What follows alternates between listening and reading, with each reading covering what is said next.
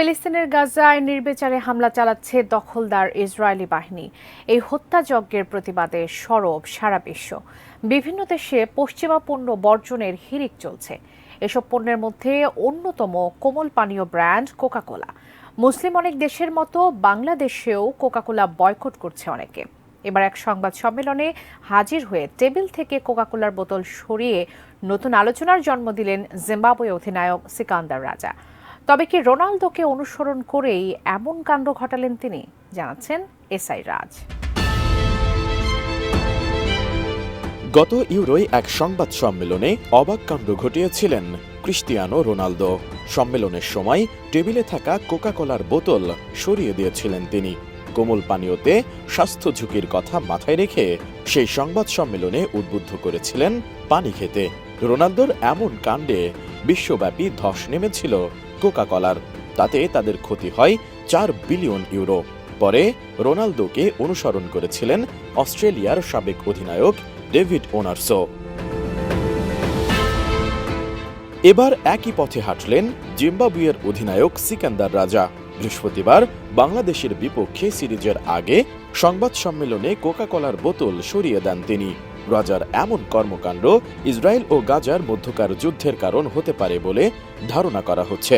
কারণ গাজায় ইসরায়েলের আগ্রাসনকে কেন্দ্র করে বিশ্বের বিভিন্ন দেশে পশ্চিমা পণ্য বর্জনের হিড়িক চলছে, যার মধ্যে অন্যতম কোমল পানীয় ব্র্যান্ড কোকাকোলার নামও রয়েছে।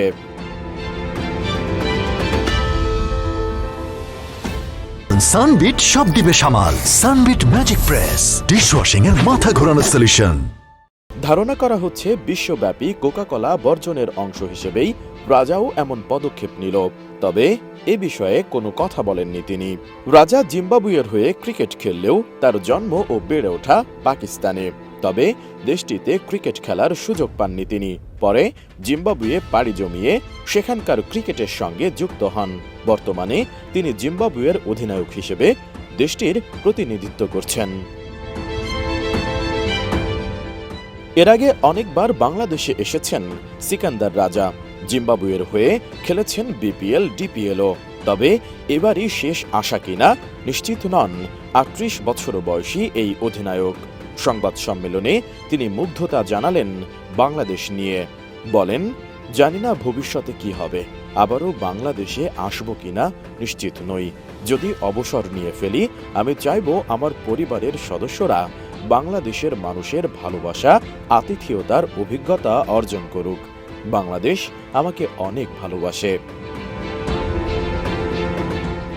কোমল পানীয় কোম্পানি কোকাকোলা বাংলাদেশ ক্রিকেটের সাথে যুক্ত হয়েছে দুইভাবে।